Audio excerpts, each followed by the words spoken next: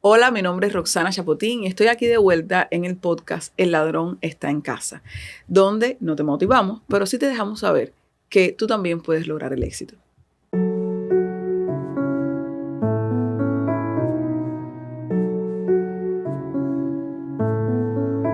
Hoy este podcast yo creo que es un poco que me toca en lo personal, porque viene como que a medida que va pasando el tiempo, que van saliendo los podcasts, las personas empiezan a preguntarse, ellas mismas se contestan y me preguntan, y yo quiero que tú digas, y me han preguntado muchas cosas, me han hablado de la depresión, me han pedido que les hable del miedo, me han pedido que les hable del error, porque aparece en mi libro, El ladrón está en casa, pero he notado que no sé cómo es que está llegando el podcast a Cuba o a personas que están recién llegadas, que me han escrito y me han dicho, ay, estoy tomando nota y todo de lo que estás diciendo, me sirvió de mucho.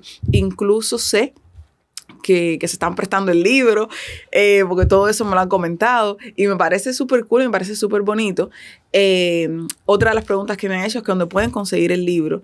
Y es en mi perfil, ustedes van en mi perfil de Instagram, ahí pueden conseguir el link del libro. Quisiera aclarar que el libro, el formato del libro, tiene 77 páginas y tiene por detrás donde escribir unas notas, que está puesta esa página con toda intención, porque el formato del libro es una cuestión más estructurada, es un formato en escritura, por supuesto, y entonces es un poco más compacto la información. El formato de podcast es completamente diferente, por eso es que cuando me preguntan, ok, ¿es lo mismo lo que tú pones en el podcast que lo que está en el libro? Pues no necesariamente, porque el podcast es un formato oral y es más dinámico. Por ejemplo, desde que yo inicié la idea del podcast, lo inicial iban a ser 7 capítulos y creo que este es como el 8. Y seguirán porque a medida que va avanzando las personas preguntan, se necesita responder, hay que hacer pausa. El formato podcast es un poco más dinámico que el libro, pero entonces en el libro encontrarás como una manera de explicar la condición, cómo es la estructura del cerebro enfocada en la adquisición del éxito, que para eso fue creado el libro. El objetivo es completamente diferente. Es neurociencia enfocada en la adquisición del éxito. Cómo yo con mi cerebro logro el éxito, ¿verdad? Esa es la esencia del libro. El podcast, en esencia, nace para darle respuesta a todas esas personas que ya se habían leído el libro y que se quedaron como que con ganas de más. Lo que ha sucedido es que a medida que han salido los podcasts, los programas, me han hecho preguntas que en este caso, en este podcast específicamente, me están tocando en lo personal. Me siento muy tocada con lo que va a pasar en el día de hoy en este podcast, porque porque me gustaría responderlo, de cómo influye la jerarquía de las necesidades de Maslow en las personas que han emigrado. Y digo que me toca en lo personal porque yo soy migrante, yo soy cubana, yo ya estoy en Estados Unidos desde el 2013, abril del 2013, eso llevo más de 10 años en el país. Y como a todo el mundo, los inicios no son fáciles porque te tienes que adaptar. Una de las cosas que hablo en el libro también tiene que ver en la estructura, cómo se automatiza el éxito. Hablo de cómo uno está supuesto, el cerebro en sí, cómo está diseñado para ahorrar energía. No es que nosotros estamos diseñados para estar todo el tiempo cansados, sino que estamos diseñados para ahorrar energía y coger esa energía que tenemos para ser exitosos. Entonces, como han surgido tantas preguntas y respuestas con respecto a esto, y me han preguntado si sirve para las personas que acaban de llegar, me han preguntado si sirve para personas que están en el proceso de emigrar, si sirve para personas que están en países donde no tienen las libertades que tienen los Estados Unidos. Y la respuesta es que sí, les voy a dar la información fisiológica, lo que existe detrás de la opresión de las personas, lo que existe detrás de la sumisión de las personas, pero en el ámbito médico, cómo se proyecta el organismo y cómo responde ante ello. Y me gustaría no terminar el capítulo sin dejarles saber cómo se logra el éxito cuando ya uno pasa a ser migrante y llega a este país y este país, no, cualquier otro, pero y logra cubrir todas esas necesidades. Entonces, vamos a hablar hoy de cómo encaja la jerarquía de las necesidades de Maslow si tú eres emigrante o estás emigrando o vives en un país donde no tienes todas las libertades. Un programa fuerte. Ok, entonces para esto voy a hacer como cierto resumen de cuáles son los niveles de la jerarquía de las necesidades de Maslow. El primero es necesidades fisiológicas, todo lo que tiene que ver con salud. El segundo es necesidades de seguridad, sentirse a salvo, ausencia total de peligro. El tercero tiene que ver con amor, con sentido de pertenencia, que hablamos en algún capítulo anterior, que era asociación, aceptación, relación entre otras personas. El siguiente tiene que ver con la estima y el superior tiene que ver con la autorrealización. De eso trata. Entonces, una de las cosas que siento que las personas tardan más en entender es que cuando nosotros, las personas que hemos emigrado, llegamos a este país, no lo hacemos siempre por una cuestión política, aunque parezca. Yo sé que las redes sociales están llenas de asuntos políticos y fulano y mengano y se postula el otro y entonces mi país, que sí, que es socialismo, que sí, capitalismo. Me gustaría apartar eso y entrar en lo que es la base de que yo como individuo, ¿dónde están mis necesidades cubiertas? Entonces, las preguntas viene como que no, imagínate, si a mí se me va la luz todos los días, no tengo agua, aquí no hay que comer, me cuesta caro esto, me cuesta caro lo otro. Cuando una persona responde así, te das cuenta, o sea, ha pasado así a lo largo de toda la historia. Uno de los mecanismos de represión más comunes que existen es desestabilizar la primera base de las necesidades de Maslow, la jerarquía. Esa base. Ahí comienza la represión. ¿Por qué? Porque cuando uno no tiene esas necesidades cubiertas, es muy probable que todo lo demás quede pospuesto. Entonces la gente no tiene la habilidad de pensar en una carrera universitaria. Y la haces tal vez porque tus padres casi que te obligan. Pero no es que tú realmente te nace. Tú quieres ser escritor, pero primero está el pan que tengo que poner a la mesa. Porque por la edad propiamente llegan los hijos, porque el medio mismo impone insatisfacción, ¿verdad? Entonces, una de las conductas represivas más antiguas que hay son recortar la alimentación, recortar el servicio de salud, recortar el suministro de agua y recortar la electricidad. Yo sé que los venezolanos, mis panas venezolanos, los cubanos, me van a entender de lo que estoy hablando. Entonces, cuando hablamos de esto, ¿cómo encaja? ¿Cómo yo salto de ahí? ¿Cómo yo lo logro? ¿Cómo yo logro ser exitoso si yo estoy viviendo en un momento de mi vida donde no sé si la falta de luz va a durar 4 horas o 6? ¿Cómo yo lo logro? A ver, ¿cómo tú me vas a decir a mí que eso funciona? No importa dónde yo esté. No puede ser. Y realmente, las personas que han emigrado, me he dado cuenta también de que muchas personas han emigrado y tú les has preguntado si han sido oprimidos en su país o les has preguntado si han sido maltratados, golpeados, violentados en su país. Y la respuesta es que no. Hay gente que emigra y nunca le han puesto un ticket. Nunca le han puesto un ticket. Hay gente que emigra y siempre ha sido ciudadano modelo. O sea, en mi caso, a mí nunca me pusieron un ticket porque nunca tuve carro en Cuba. Pero yo fui en Cuba una persona normal. Yo pasé mi primaria, pasé mi secundaria, fui al preuniversitario, me hice médico, 6 años de carrera. Eso le costó trabajo, sacrificio a mis padres.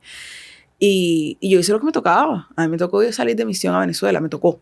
Era lo que había, yo quería, yo estaba bien, yo estaba conforme con esa idea. Y yo llegué ahí, las cosas por supuesto no eran como yo me imaginaba. ¿Por qué les digo esto?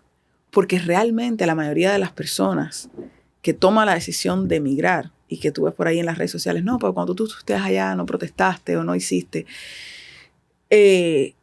la mayoría lo hace porque existe una pérdida de la libertad individual y no necesariamente tiene que ver con la violencia física, no necesariamente tiene que ver con una manifestación, no necesariamente tiene que ver con qué comes o dejas de comer, tiene que ver con la libertad real de escoger lo que tú quieres para ti. Entonces ocurre que muy subyacente a lo que es la supresión del individuo como persona a la hora de tomar sus decisiones, ocurre una despersonalización del individuo que tiene que ver con la ineficacia o la inmadurez que tiene al manejar sus emociones.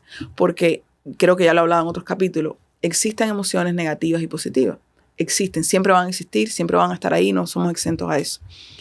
Basado en la práctica que tengamos en manejar esas emociones y tomar decisiones con respecto a ellas, nosotros somos personas cada vez más maduras, más eficientes y más exitosas, ¿verdad? Cuando nosotros no tenemos la capacidad de escoger lo que queremos para nosotros mismos, dígase un presidente, dígase vino la canasta básica y esto es lo que hay, dígase lo están revendiendo en tal lado, esta es la que hay, dígase la gasolina está costando tanto ahora, dígase inflación. Y no estoy poniendo solamente los ejemplos de Cuba y Venezuela, que son los que con las personas que más me relaciono yo. Existen muchos otros países, o sea, no solamente ellos. Existen personas en todo el mundo que viven la misma situación. Cuando uno es incapaz de aprender a manejar la toma de decisiones, uno queda invalidado como individuo y pierde su libertad individual. Y esa es la razón por la que la mayoría de las personas emigra, sobre todo las personas que nunca han sido violentadas en sus países.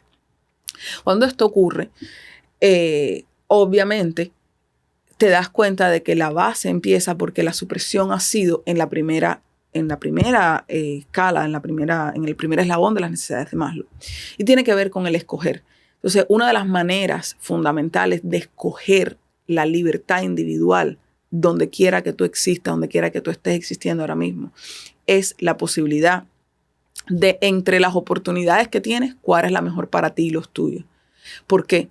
Porque cuando tú estás constantemente reaccionando, no estás actuando de manera eficiente. Voy a poner un ejemplo. Si yo sé que se va la luz a las 3, ¿verdad? Que esa fue, yo creo que las 2 preguntas que me hicieron los venezolanos.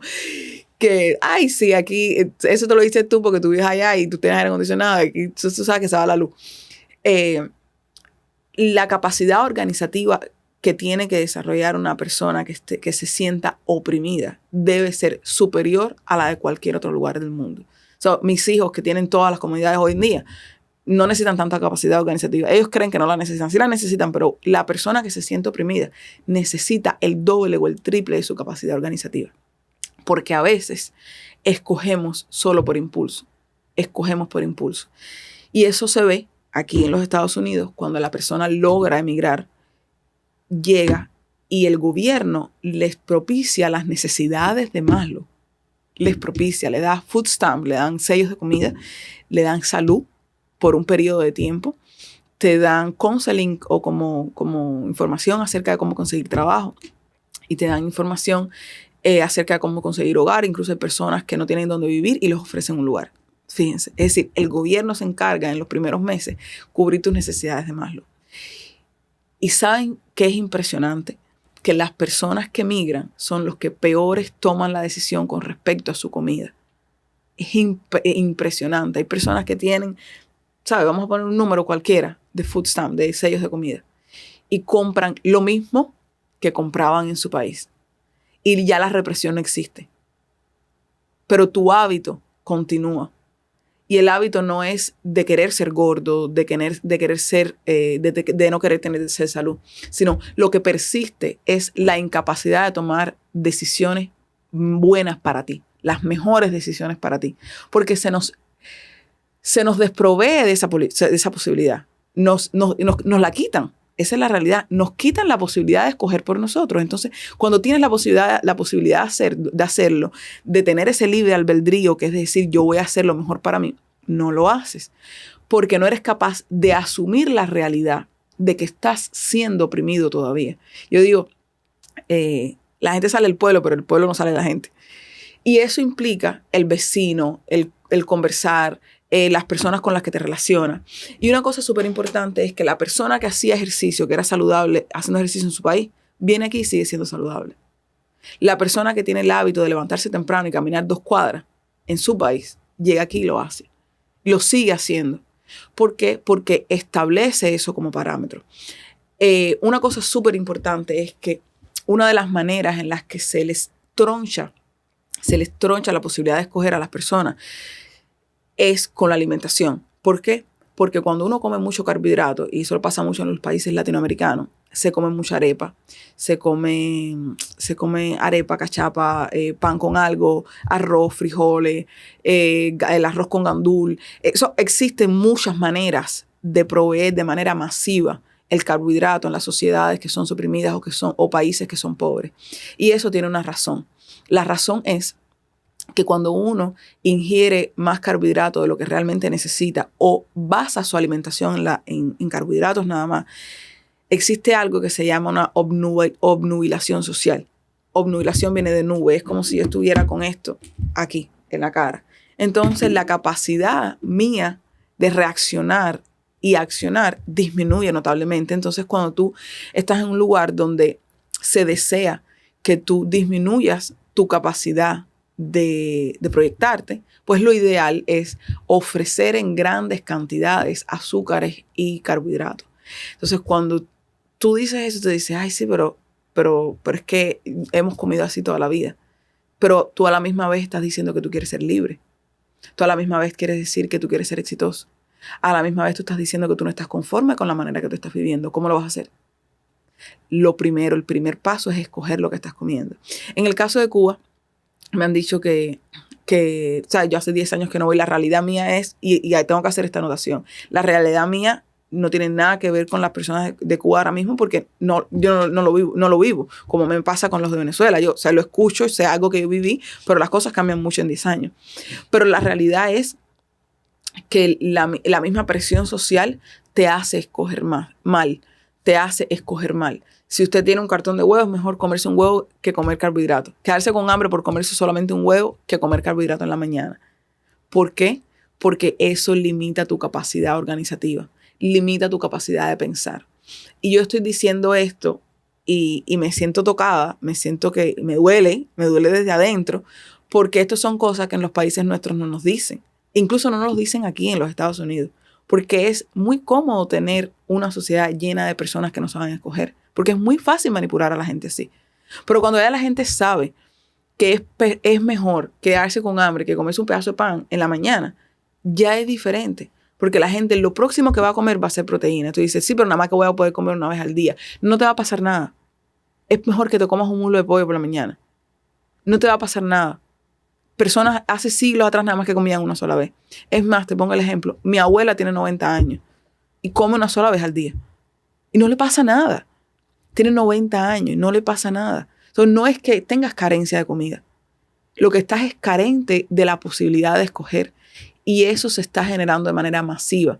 ¿Por qué? Porque la inseguridad que genera no saber cuándo se va la luz, cuándo se va el agua, cuándo va a venir, cuándo voy a dormir bien, cuándo voy a estar cómodo, cuándo se va a acabar el mercado negro. La inseguridad que genera eso no puede predominar entre la capacidad que tú tengas de escoger qué es lo que voy a hacer con mi vida. Es impresionante la cantidad de historia. La pueden buscar en Google porque yo sé que el acceso al internet ya yo creo que está en casi todos los lugares. Impresionante la cantidad de personas que desarrollan el síndrome de Estocolmo, por ejemplo, que se sienten bien con la persona que los oprime. Y es impresionante porque a esa gente les dan de comer. Les dan de comer de manera nice, les dan de comer de manera tranquila, pero les dan de comer carbohidratos. Porque es una manera muy fácil de obnubilar a la gente. Una manera muy fácil de obnubilar a la gente, de mantenerlos como que embotados así, de que tú no sabes para dónde va a coger. Lo otro es, en los países latinoamericanos y sobre todo, y aquí en Estados Unidos también, las personas cuando llegan y las personas cuando llegan pasan un periodo casi que 6 meses, que no tienen como un trabajo estable, que no tienen un estatus migratorio estable. En ese periodo de tiempo, aunque hayas venido normal, en tu peso normal, muy poca gente decide darse una vuelta por el condominio donde vive, en esa casa donde está prestando el familiar, con la intención de hacer ejercicio. Les pongo un ejemplo. Yo salgo a caminar por las mañanas, todos los días, y yo veo, por el recorrido que yo hago, 2 mujeres todos los días con el teléfono en la mano. Ellas vienen a dejar a sus hijos a la escuela y yo paso por ahí. yo vengo haciendo mis ejercicios, yo me siento, yo no tengo ninguna máquina de hacer abdominales, yo me siento en el banco de la parada de la escuela y me agarro y hago mis abdominales. Porque yo vengo pasando por ahí, yo no voy a andar con un aparato, ¿no? O sea, yo vengo caminando, haciendo mis ejercicios, yo me siento y hago mis abdominales agarrada del banco de la parada. Todos los días yo veo las mismas dos mujeres con el teléfono hablando por WhatsApp y haciendo el cuento, lo que hicieron anoche, qué sé yo. Y como yo voy y viro tantas veces, veo el recorrido, que es de casi 2 millas de las mismas dos mujeres, para acá y para acá. Esas dos personas que les comento están sobrepeso y necesitan de manera imperativa tomar decisiones que impliquen progreso en este país, en los Estados Unidos. Sin embargo, no tienen una actitud consciente ante la mejora de su salud. Vienen hablando por teléfono, echándose su cuento, conversando entre ellas. Sería exactamente lo mismo si ellas se levantaran por la mañana y ellas dijeran, yo me voy a ir con la ropa de los ejercicios, dejo a la niña en la escuela y yo voy a virar esas 2 millas corriendo o caminando a marcha rápida.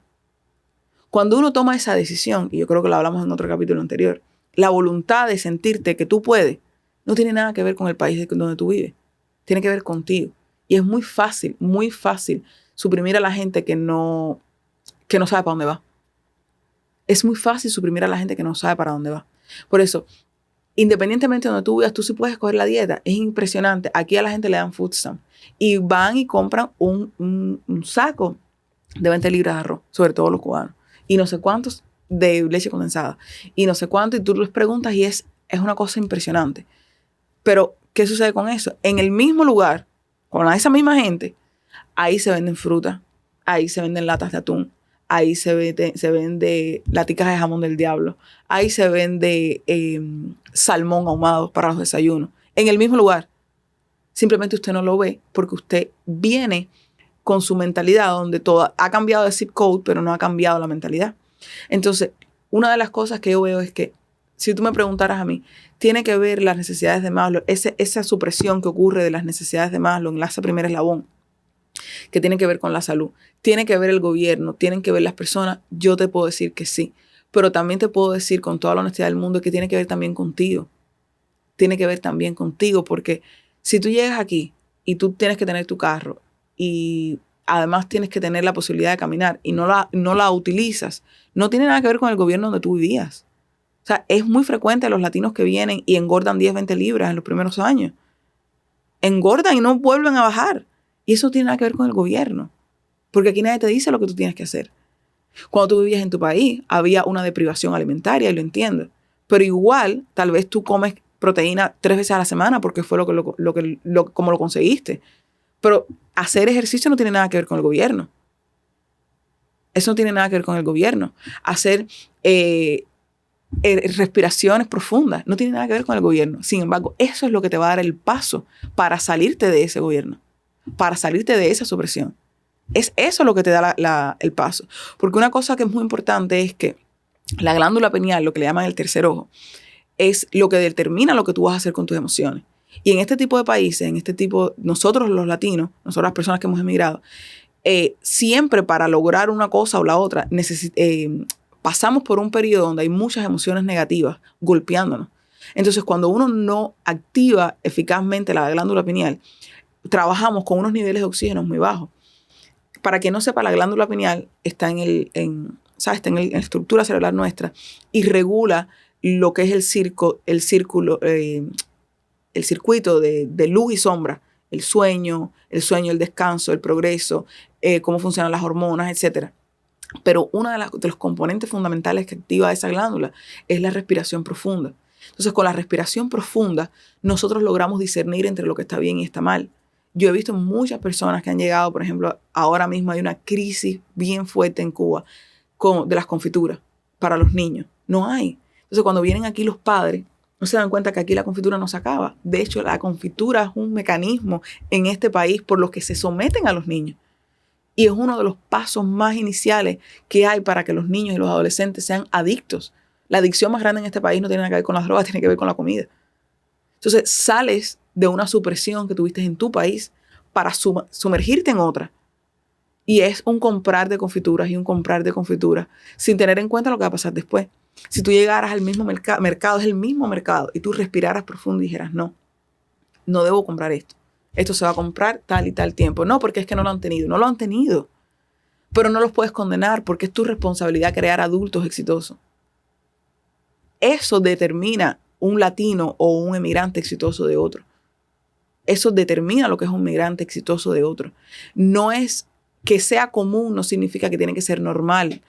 Ser gordo después que uno llegue a Estados Unidos, por ejemplo. Que sea común no tiene que ser normal. Tú estás en control de esa primera etapa.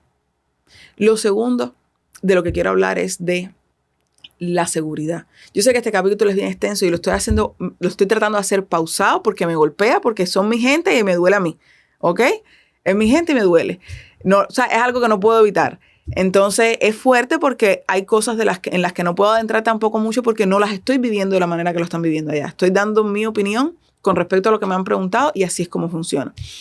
En cuanto a seguridad, yo creo que en la mayoría de los países de los que nosotros venimos, la propiedad privada, es decir, la casa donde tú vives, tu carro y eso, no son tan violentadas. Son violentadas sobre todo para las personas que están a niveles un poco más altos, que les decomisan cosas y etcétera.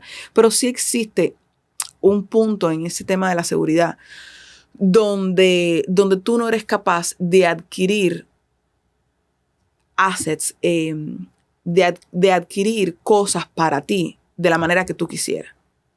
La seguridad. Entonces, yo quiero hablar de la seguridad como no quiero hablar del techo. Quiero hablar de la seguridad en cuanto a la violencia. Porque yo sé que el techo es algo que malo o bueno en los países latinoamericanos está garantizado porque pasa de una generación a la otra. A veces viven hasta 4 generaciones. Y yo sé que es un problema social. Pero lo más difícil de combatir en cuanto a seguridad en los países latinoamericanos tiene que ver con la violencia que genera la miseria. Y yo quiero tocar este punto porque hace muchos, muchos años siempre ha existido gente pobre, siempre ha existido gente rica y siempre ha existido gente pobre. Pero no tiene nada que ver la pobreza con la miseria. La pobreza habla de carencia de herramientas útiles para sobrevivir. Y la miseria habla de la falta de valores. Y yo siento que por tantos años que ha golpeado la carencia en estos países y en nosotros los latinos, se ha llegado a un punto donde está rayando la pobreza con la miseria. Y donde hay miseria hay violencia. Donde hay miseria hay violencia. Eso desafortunadamente no hay un estudio social que no coincida con lo mismo. Donde hay miseria hay violencia. Eso es muy difícil de combatir cuando la gente no se alimenta bien. Cuando la gente no es capaz de escoger. Y como les dije, todo empieza desde la determinación de tratar de cubrir tu primera etapa. ¿Por qué? Porque una cosa es que no haya y otra cosa es enfocarme en encontrar lo que es mejor para mí. El mismo tiempo que tú pasas en una cola de 2 horas, créeme, y que no quiero ser juzgada por eso, porque no he estado en una cola de 3-4 horas. Yo no he estado. Pero, por otro lado, encuentro gente que te dice, no, en el mismo tiempo hubiera encontrado pollo en tal lado. Es muy caro o algo así. Yo lo que quiero decir es que enfocarse en cubrir el primer eslabón elimina la violencia que hay en el segundo. Elimina la parte esta que hay en el segundo eslabón. Porque la seguridad social, es decir, el salir a caminar libremente, y yo les digo porque yo lo viví en Venezuela, una de las cosas que a mí más me asustó de Venezuela fue llegar y los carros, yo me recuerdo hace 10 años de eso, los carros no veían la luz roja. O sea, la luz roja era como que no está. O sea, está ahí, pero no está. Y se pasaban unos por otros. El carro, si tú pararas en una luz roja, estabas como asustado porque podían venir, no me acuerdo cómo le llaman ellos, pero venían unas gentes en unas motorizadas y te podían asaltar y te podían quitar. Todo eso puede que parezca cultura. Puede que parezca cultura. Pero yo particularmente he conocido venezolanos muy buenos. Muy buenos. De hecho, yo salí de Venezuela de la mano de una venezolana que se lo agradezco al día de hoy y va a ser así toda la vida. De hecho, la producción de este podcast es por venezolanos y los admiro muchísimo. He conocido venezolanos que incluso sin papeles han levantado compañías que han hecho cientos y cientos de dólares en este país y producen para este país, sin tener todavía, teniendo visa, sin tener un estatus migratorio legal.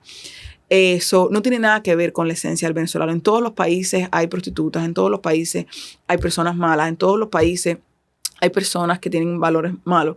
Pero yo sí siento que el tema es primero quitarse el velo de la supresión que ocasiona el estar en un lugar donde tú no eres capaz de escoger. Ganar la libertad individual empieza por escoger lo que vamos a hacer todos los días. Y eso nos falta a nosotros los latinos. Estamos muy acostumbrados a que nos digan lo que tenemos que hacer. La parte de la estima, que es el tercer eslabón, el que tiene que ver con, de estima no, de love and belonging, lo que es asociación, participación y aceptación. Es muy difícil en un país donde se nos ha enseñado a dudar de todos. Es muy difícil confiar en alguien. Cuando tú no sabes quién es el que te va a dar la mala, cuando tú no sabes quién es el que te va, como decimos en Cuba, quién es el que te va a echar para adelante.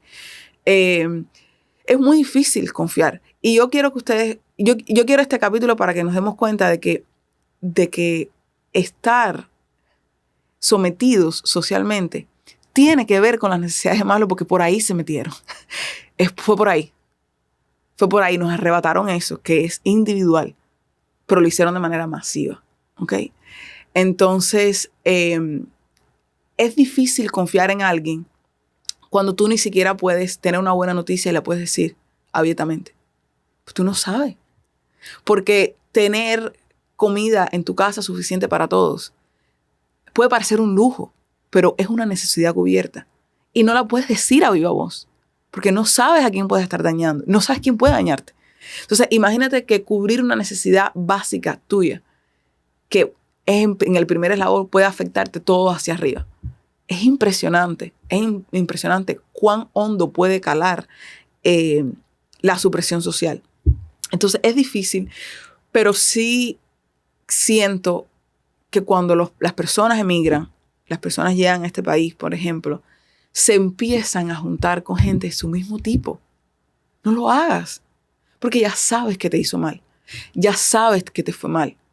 Es mejor que te aísles un tiempo, ¿sabes? 3, 4 meses, que no digas dónde estás, que trates de echar para adelante tú solo. Es como te digo, desde el inicio tú tienes tus necesidades cubiertas. Te dan food stamp, te dan Medicaid, por ejemplo, en el caso de los cubanos. Yo lamento mucho que haya otras nacionalidades que no se los den. ¿Sabes? Yo no soy del tipo de persona que estoy a favor de las regalías, porque yo soy de las que estoy a favor del trabajo duro. Yo soy del tipo de persona que está a favor del trabajo duro. Pero sí considero que llega a rayar en lo injusto, porque no solo los cubanos necesitan ese apoyo, porque venimos de muchos años de carencia, muchos años de carencia. Es impresionante las personas que llegan a este país, porque tenemos pacientes de este tipo, que vienen con las vitaminas muy bajas, magnesio, el calcio. Son personas que no tienen, que enseguida que empiezan a trabajar tienen cramps en las manos, tienen dolores de espalda, tienen dolor de columna. Y nosotros los inmigrantes hacemos trabajo muy fuerte, a toda hora, por muchas horas. Es a toda hora muy fuerte y por muchas horas. No es fácil para la persona que empieza venir como si fueras un bambú. Duro por fuera, porque te toca echar para adelante, pero vacío por dentro. Es duro. Es bien duro no tener osteoporosis y tener que trabajar en la construcción. Es duro no poder descansar. Es duro llevar 5 o 6 años sin dormir de noche porque no tienes luz. Es duro. Es muy duro. Y entonces si tú llegas aquí y tomas la determinación, y lo digo porque es un consejo que lo doy a todas las personas, a todos los inmigrantes que van a la clínica, a veces te gastas en un barbecue, en un cocinado, como le dicen los dominicanos, te gastas $100. $100 que ni siquiera tenía. $100 por quedar bien con otro. Y ponerte y estabilizar tus niveles de vitamina te cuesta menos que eso. Y eso es para ti, eso es de por vida. Y te garantiza entender qué pasa contigo. Te garantiza muchas otras cosas que dependen solo de ti. La única herramienta que tú tienes para llegar al éxito eres tú. La única que tú tienes eres tú. No es otra persona. Tú puedes tener la mejor familia del mundo, pero tu éxito, tu definición de éxito es diferente a la de cada uno de tus miembros familiares. Entonces llegas aquí a los Estados Unidos con todas las posibilidades y a la hora de documentarte pides opinión.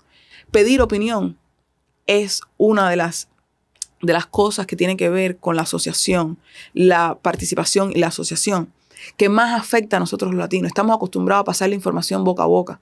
Es impresionante la cantidad de latinos que hacen webinar, esto, lo otro, y pasan información que ni siquiera es real. Se pasan información que ni siquiera es real. Gastan $500, $600 en información que no tienen la decencia de siquiera verificar que es verdadera, de garantizar que esa persona tiene un título o no tiene un título. ¿Quién me está diciendo esto? Yo he visto personas gastar miles y miles de dólares porque un influencer tal, que es del país tal, dijo que era bueno. Ese influencer está cobrando su dinero. Hay que ser conscientes de que nuestro país no nos prepara para eso. Nuestro país no nos prepara para eso. No hay un solo trámite legal en este país que no tenga una página web del gobierno. Hacer los papeles migratorios, incluso las personas que han venido, I-220A, I-220 no sé cuál, parol, sin parol, residencia, lo que sea. Existe un programa, un lugar que dice uscis.gov. Eso es una página del gobierno. Y tienen creo que son como 4 o 5 idiomas. Tienen un número específico por si tú no sabes el idioma. Entonces tú puedes estar en este país, hay más de 300 millones de habitantes en Estados Unidos. Es imposible que no haya opción para todo el mundo. Nosotros tenemos todas las opciones. Esto es un país libre de conocimiento. Tú te condenas porque quieres preguntarle a una gente que ya tú sabes que viene de donde mismo vienes tú. Lo menos que tú puedes hacer por tu estima es encontrar la manera de validarte a ti mismo. No existe una sola página del gobierno que no tenga un número para emergencia. Existen personas, por ejemplo, que se separan. Existe el edificio, por ejemplo, aquí en Miami está en el downtown. Casi todos los downtown están ese tipo de edificios. Edificios de corte civil. Edificios donde ofrecen toda información legal. No necesariamente tú tienes que pagar cientos y cientos de dólares a un abogado. El abogado está haciendo su trabajo. El abogado se va a sentir realizado y va a cobrar por eso, porque esa es su profesión. Pero existen abogados de oficio, porque en este país hay para todos. Y no es cierto que los abogados de oficio son malos. Existen abogados de oficio que ofrecen una labor extraordinaria para nosotros, las personas que hemos venido de abajo sin saber. Pero no puedes pensar que te lo vas a saber todo. La estima es una cuestión en este país que se tiene que cultivar y es el cuarto nivel de las necesidades de Maslow. Y sobre todo en los países nuestros o las personas que todavía están en lugares donde son oprimidos. Saber lo que tú vales independientemente de lo que las personas digan es tan vital, tan vital. Quiero poner un ejemplo de un tornero, porque no estoy hablando de una profesión específica, un tornero. Si usted sabe lo que vale como tornero, no se conforme con menos. No se conforme con menos. El momento en punto en que usted determina rebajarse solo por el hecho de que usted cree que no lo va a lograr, eso lo hace someterse a una sociedad diferente a la que usted venía, pero es otra sociedad. No se conforme con menos de lo que usted merece, porque esa valoración es suya. Usted tiene la libertad de valorar lo que usted es, independientemente de lo que las demás personas piensen. La autorrealización aquí para un inmigrante, yo creo que se perdió en el punto donde te dicen que el sueño americano es tener una casa. Hay gente que dice que el sueño americano es tener una casa, o el sueño americano es tener tal cosa, el sueño americano es hacer no sé cuántas cifras. Esos son necesidades básicas que tú simplemente piensas que son un lujo porque no te has desintoxicado. No es un lujo tener una casa propia. No es un lujo, es también una necesidad a cubrir. No es un lujo ir a la playa. No es un lujo tener tus propias vacaciones. No es un lujo escoger a dónde vas. Es una necesidad humana.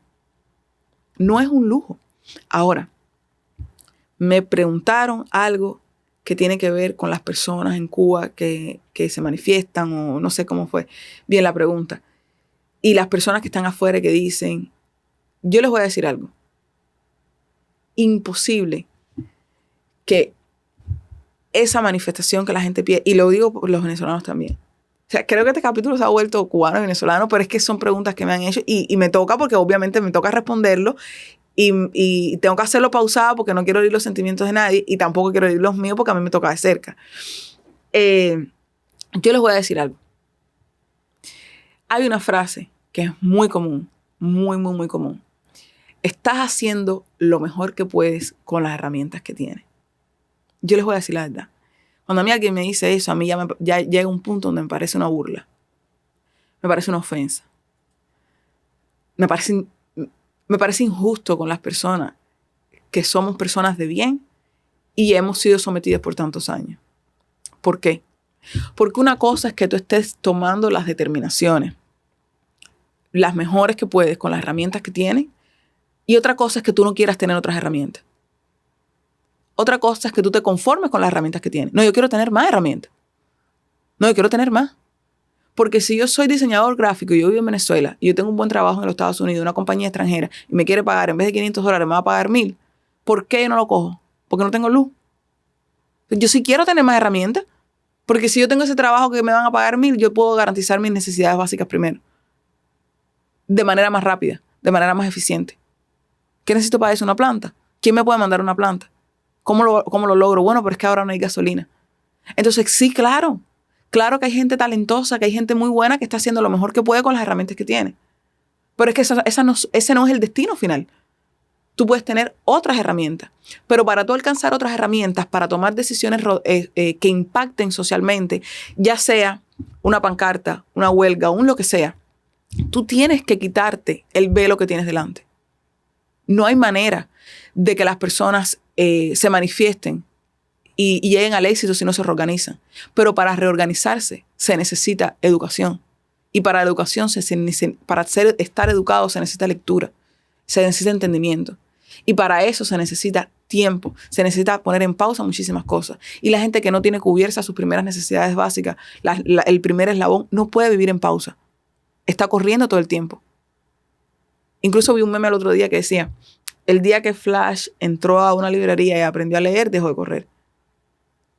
Si me preguntaran a mí cuál sería el consejo que yo puedo darle, ¿sabes?, desde mi punto de vista a las personas que están aún en ese periodo, que aún están ahí, yo creo que es la educación. Yo creo que es la educación. Porque es muy fácil someter a alguien que no sabe. Yo me recuerdo, y siempre pongo este ejemplo, que cuando yo me fui de Cuba, el último atlas que yo vi era el 1984 y yo nací en el 88. Era un atlas naranja de carátula dura. Y yo llegué a Venezuela cuando yo me fui y yo no sabía ni dónde quedaba Puerto Cabello. Yo no sabía. Yo me había hecho médico. Y es bochornoso que una persona que haya pasado 6 años de carrera no haya tenido la posibilidad de ver un atlas. Y me pasó a mí.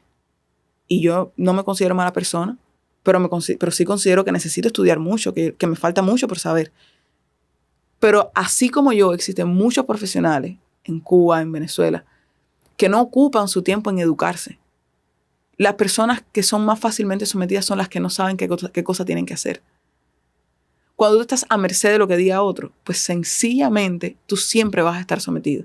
Vas a estar sometido allá y vas a estar sometido aquí.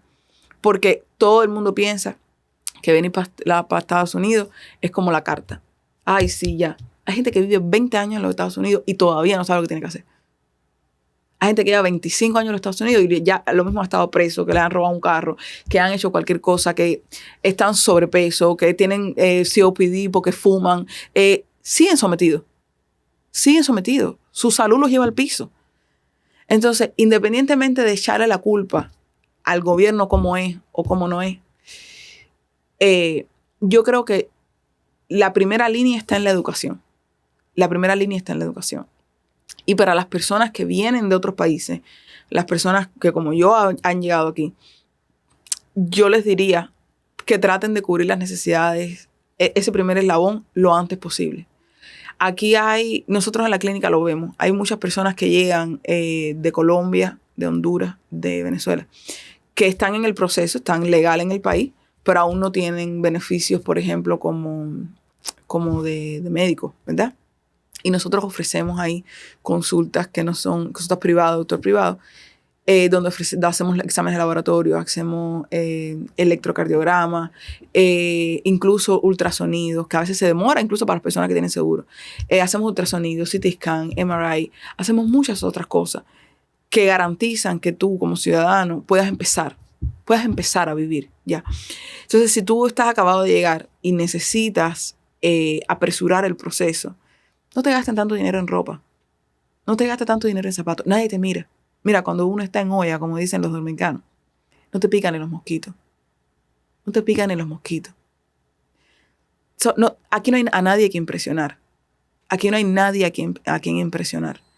tratar de impresionar a otros es un comportamiento muy básico de gente que no tiene nada. Tratar de impresionar a otros es un comportamiento básico de gente que no tiene nada. Entonces, mi recomendación, ya les digo, para los que están todavía oprimidos, es la educación. El poquito internet que tengan, edúquense. Vean qué cosa es una estructura de gobierno, qué cosas son derechos cívicos, qué no son derechos cívicos, qué cosa es una estructura agrónoma. Todo, léanselo todo.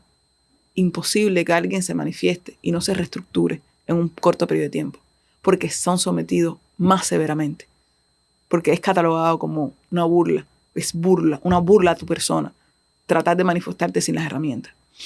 Y para las personas que están aquí, apura el paso. Si tú sabes que llevas 6, 7 años, 10, como el bambú, sin una buena alimentación, sin un buen descanso, apura el paso. Éntrale con lo que tienes que entrarle. Si estás gordo, baja de peso. Y todo el mundo dice, no, tienes que aceptarte tal y como eres. No es cierto. Una cosa es aceptar que estoy sobrepeso para tomar acción, y la otra es decirme que tú estás bien sin cubrir tu, ¿sabes? Sin sentirte pleno. Son dos cosas diferentes. Hay quien está bien, yo no los critico, pero todo el mundo sabe que hay ciertas limitantes que tienen que ver con la salud física. Enfócate en eso. Olvídate del maquillaje. Nadie te mira. Yo creo que esas son las dos cosas, que esos son los dos puntos que más nos afectan a nosotros. Y ya les digo, hay personas en ambos lados de la orilla que son ciudadanos modelos. Hay personas en todo el mundo que son sometidas de maneras que nosotros ni siquiera nos imaginamos, y esa es la manera correcta de hacerlo. Educarse y empezar de abajo hacia arriba como debe ser. No hay otra manera. No hay camino corto para el éxito. No hay salida corta cuando se lleva tantos años mal. No hay atajo. Para el éxito no hay atajo. Entonces yo espero que haya logrado responder todas las preguntas que tienen que ver con mis paisanos, con las personas que han vivido lo mismo que yo. Y si hay algo en lo que tú consideras que no estás de acuerdo, me imagino que es porque tu vivencia es completamente diferente a la mía. Yo estoy dando esta respuesta lo más médicamente posible, pero tengo que confesar que siempre le tengo que poner un poquito de mí, porque es algo que viví yo. Es algo que a mí me ha tocado de cerca. Entonces, yo sentía que este podcast iba a ser un challenge, iba a ser como un reto bien fuerte, porque desligar la experiencia vivida de la medicina como tal en este aspecto tan importante iba a ser bien difícil.